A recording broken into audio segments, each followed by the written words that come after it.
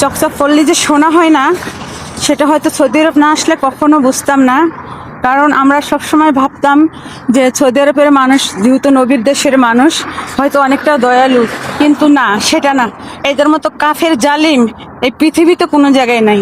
এরা এতটা দয়াময়াহীন, যা বলার মতো কোনো ভাষা নাই। বছরকার একটা দিন, আজকে একটা ঈদের দিন, আমাদের দেশের মানুষ মানে জিজ্ঞেস করে সেমাইটুক খাইছে নাকি, না খাইলে তাকে দিয়ে আসে।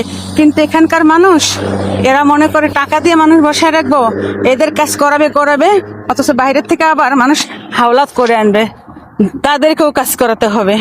তো এটাই আসলে সৌদি আরবদের মানুষের নিয়ম।